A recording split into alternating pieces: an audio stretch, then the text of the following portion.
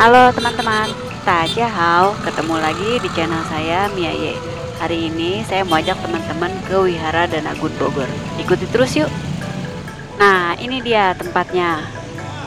Teman-teman yang tinggal di luar Bogor tapi suka wisata kuliner ke Bogor, terutama ke daerah Pecinannya, pasti sudah atau minimal pernah melewati tempat ini. Karena tempat ini tuh persis banget letaknya di mulut Jalan Surya Kencana atau di gerbang masuk kawasan Pecinan Bogor. Wihara Danagun dibangun sekitar tahun 1672 dan merupakan kelenteng tertua yang kedua di Bogor. Yang tertua sendiri namanya Pankobyo dan berada di daerah Pulau Gelis. Teman-teman bisa melihat di video saya yang sebelumnya tentang Pankobyo. Wihara Danagun Bogor mulanya bernama Hoktekbyo, itu istilah Hokkien. Kalau dalam bahasa Mandarin disebut Fu De Miao. Dari namanya sudah jelas terlihat bahwa dewa tertinggi yang disembah di dalamnya adalah Hoktek Jengshin, Fu De Jengshin atau dewa bumi. Kalau dijabarkan artinya kata per kata, kata byoh itu kan istilah dalam bahasa Hokkien yang berarti kelenteng. Sedangkan Hok adalah rejeki dan Tek adalah kebajikan. Jadi Hoktekbyo merupakan rumah ibadah rejeki dan kebajikan. Nah, ini bangunan utamanya. Bagus ya teman-teman, masih khas banget. Sekarang kita masuk ke dalamnya yuk. Saya masih pakai masker karena semua yang disembayang di sini juga pada pakai masker semua. Nah, ini bagian dalamnya. Altar yang ada di tengah itu adalah altar Dewa Bumi atau Hoktek Jengshin tadi. Orang yang mau sembahyang bisa ambil hio di rak merah itu. Jumlahnya udah disesuaikan dengan jumlah altar yang ada di Wihara Danagun ini. Itu satu paket, ada lilinnya dan ada cincer yang nanti dibakar sesudah selesai sembahyang. Nah, di sebelah kiri, sisi kirinya juga ada. Untuk kertas yang dibakar itu orang kan biasa sebut dengan istilah Hokkiannya. Tapi karena saya kurang familiar dengan istilah Hokkiannya, maka saya sebut dengan istilah Mandarinnya, cincer.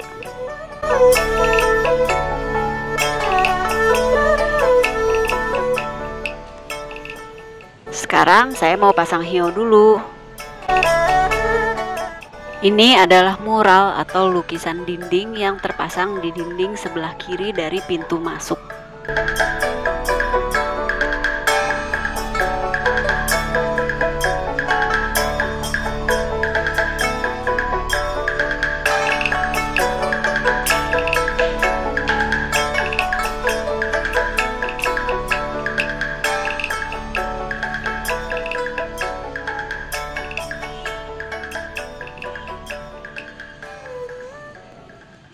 Di bagian bawahnya ini rak-rak merah yang tadi saya bilang berisi hio, dan di atasnya ini ada pelita-pelita yang menyala milik umat.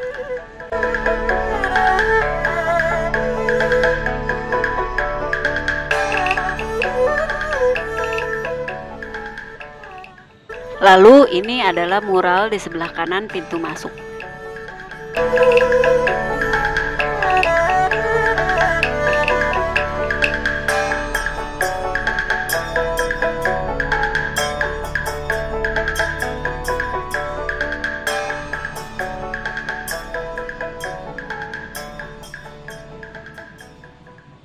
Sama ya, di bagian bawahnya di rak merah yang paling atas itu ada pelita milik umat. Nah, itu ada nama-nama mereka. Ya, pelita-pelita ini bisa menjadi simbol pengharapan agar jalan mereka senantiasa terang.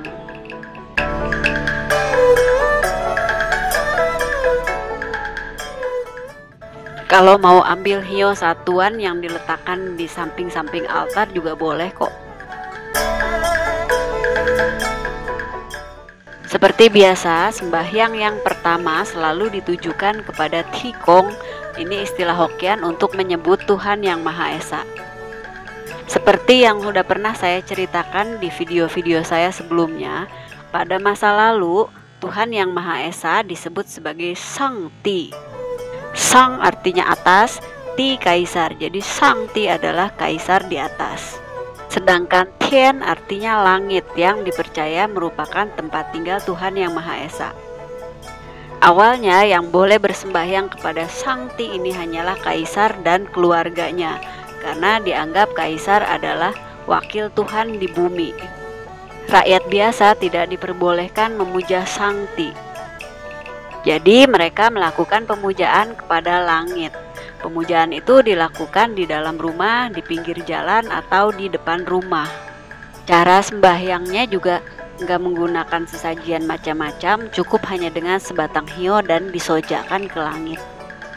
Maka itu biasanya hio yang ditancapkan di altar Tikong ini bisa 1 atau juga bisa 3. Kalau 3 ini menandakan unsur alam semesta, yaitu langit, bumi, dan manusia. Setelah sembahyang Tikong atau Tuhan Allah dalam istilah peranakan, sekarang pasang hio di altar dewa utama yang ada di kelenteng ini, yaitu dewa bumi. Secara umum, Fude Chengshen yang merupakan salah satu dewa tertua ini juga disebut sebagai Tu Tikong atau To Tekong dalam istilah Hokkien. Dalam salah satu versi legenda diceritakan bahwa Tu Tikong adalah seorang dewa yang berasal dari manusia, namanya Chang Fude. Chang Fude atau Tiohok Tek dalam istilah Hokkien hidup di masa kekaisaran Chou Wuwang, penguasa dinasti Chou yang pertama yang berkuasa sejak tahun 1046 sampai 1043 sebelum Masehi. Chang yang lahir pada tahun 1134 sebelum Masehi ini adalah seorang menteri urusan pemungutan pajak kerajaan.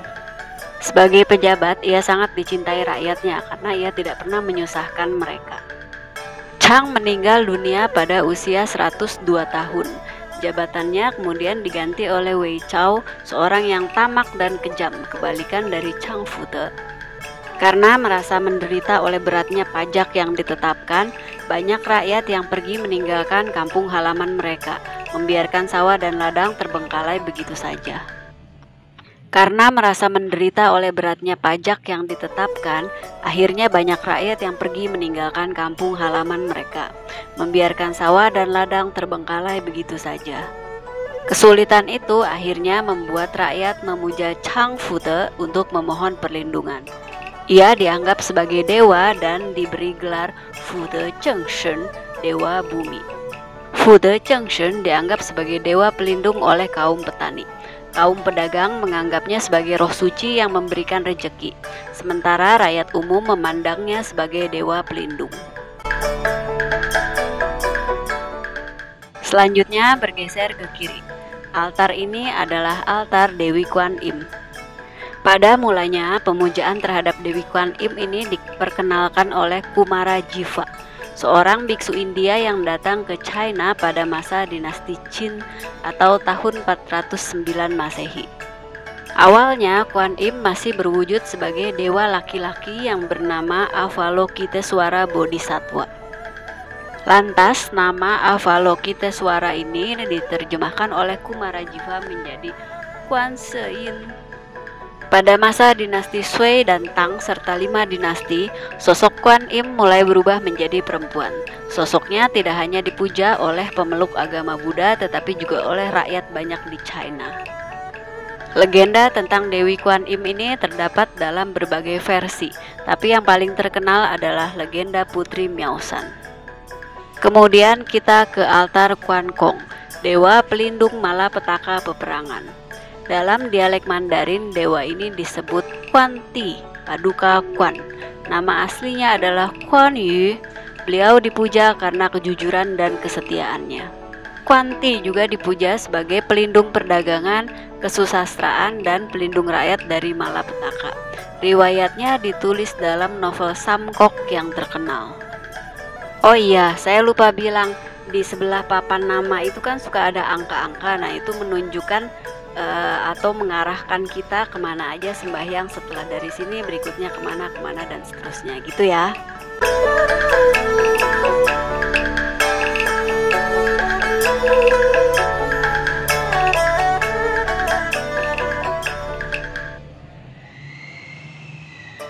Nah, itu kan ada air botol ya. Nah, itu bisa diambil oleh umat setelah mereka sembahyang, semacam air berkat gitulah ya.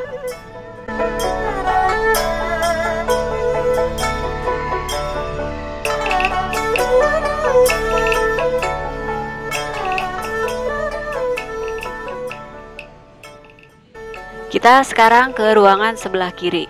Di sini ada 3 altar. Sesuai angka yang tertera di sana, berarti kita pertamanya ke altar Kong Tek Chun Ong. Guangzhe Chun Wang. Ini dewa leluhur suku Minnan atau Min Selatan yang ada di Provinsi Fujian, China Selatan, daerah asal nenek moyang mayoritas masyarakat Hokkien di Indonesia.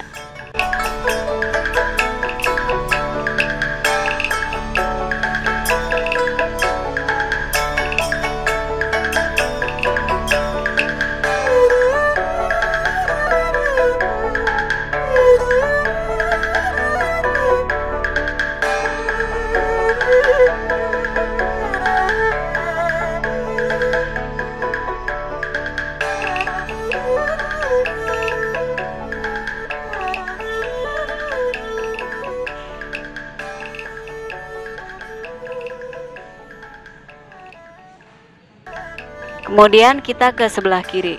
Di sini ada Hu Jiangchun. Hu itu kan harimau.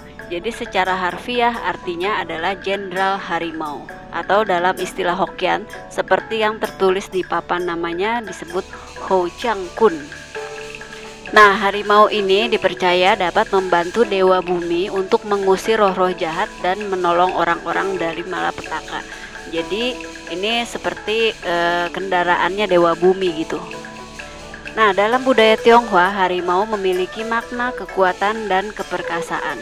Karena itu, orang tua juga sering mengajak anak-anaknya sembahyang di altar ini dengan harapan supaya sang anak tumbuh menjadi manusia yang kuat dalam menjalani kehidupan. Sebenarnya pas saya selesai sembahyang di sini, ada seorang ayah yang juga mengajak anak perempuannya yang masih kecil untuk sembahyang. Terus mereka berlutut dan masing-masing memegang hio. Sang ayah kemudian membisikkan kata-kata yang harus diucapkan si anak pada saat berdoa.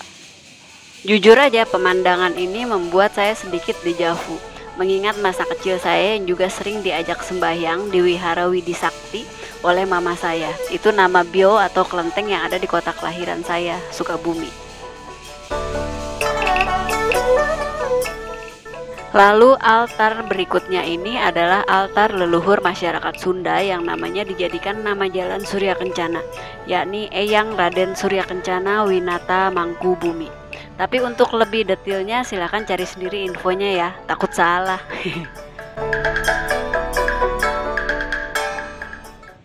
Oke, sekarang kita pindah ke ruangan di sayap kanan. Di sini ada altar Tecong Ong Posat. Dalam dialek Mandarin disebut Techang Wang Pusa. Dewa Buddhisme yang juga banyak dipuja selain Dewi Kuan Im. Nah, dalam kepercayaan rakyat China sejak zaman dahulu, dewa ini dipercaya merupakan dewa yang menguasai roh-roh terlantar atau yang mengalami siksaan di neraka.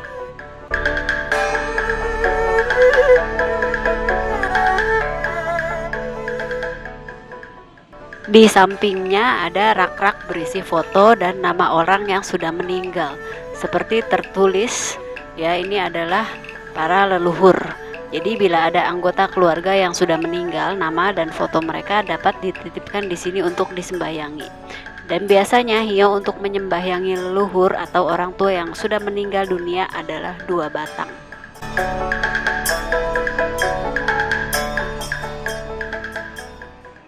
Terakhir adalah altar dewa dapur. Tapi sebelumnya kita harus melewati ruangan yang ada rak-raknya. Ini seperti yang kelihatan di video ya. Rak-rak ini berisi kertas-kertas camsi dari para dewa yang ada di sini. Tergantung camsinya sama siapa.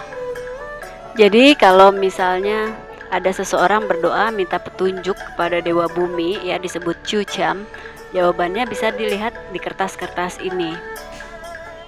Jadi ini semacam ramalan tradisional ala Tiongkok lah gitu.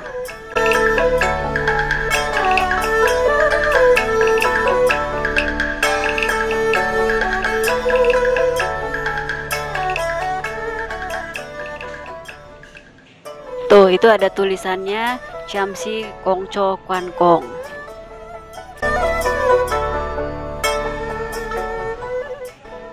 Lalu ini Chamsi Mak Kwan Im Posat. Nah, kemudian berikutnya ada Chamsi Kongco Hok Tek Cheng Sin. Oke, altar terakhir adalah Chow Chun Kong, atau dalam istilah Hokkien Chow Kun Kong, dewa dapur. Dan sesuai namanya, altar ini pun diletakkan di dapur wihara Danagun. Di China pada zaman dahulu, dewa dapur mempunyai kedudukan yang tinggi. Chow Chun dipuja sebagai pencipta api. Tapi karena kemudian ada dewa khusus yang menguasai api, maka Chow Chun dijadikan sebagai dewa pelindung rumah tangga. Tugasnya adalah memberikan berkah dan hukuman bagi penghuni rumah sesuai perbuatan mereka. Setiap tanggal 24 bulan terakhir penanggalan Imlek, Chow Chun akan naik ke langit dan memberikan laporan tahunan kepada Yu Huang Shangti, sang dewa agung penguasa langit dan bumi. Nah, selesai deh sembahyangnya. Sekarang kita kembali ke depan, melewati ruangan yang tadi. Di sisi tembok sebelah rak Jiamsi tadi itu tergantung beberapa foto.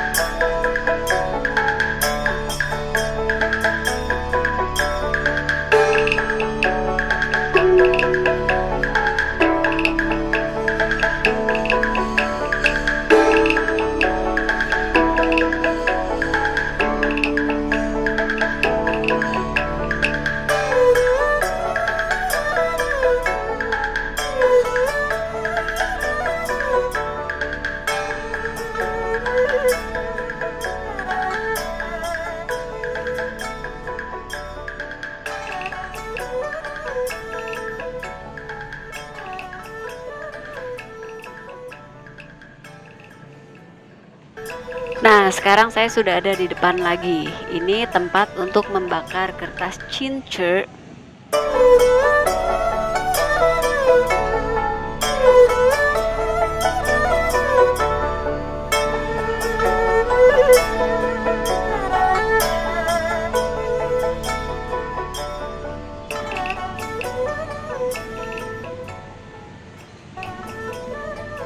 Tempatnya ada dua, di kanan dan di kiri. Nah, teman-teman, di belakang saya ini ada mural ya. Terus saya kasih lihat jelasnya. Ini adalah pasien 8 dewa.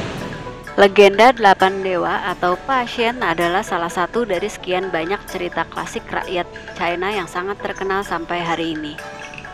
Nah, masing-masing dari ke-8 dewa ini mewakili 8 kondisi kehidupan, yakni laki-laki, perempuan, muda, tua, miskin, kaya, rakyat jelata, dan kaum bangsawan. Cerita selengkapnya akan saya sambung di video berikutnya ya teman-teman, biar videonya ini nggak kepanjangan dan biar nggak bosen juga dengerinnya.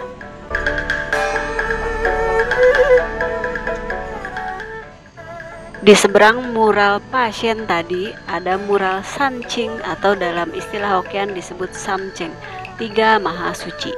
Ketiga tokoh ini sering dipuja bersama-sama. Menurut kepercayaan Tao, 3 mahadewa ini masing-masing menghuni suatu wilayah yang disebut Sanqing. Sanqing yang pertama adalah Yuqing, surga kemurnian Pualam.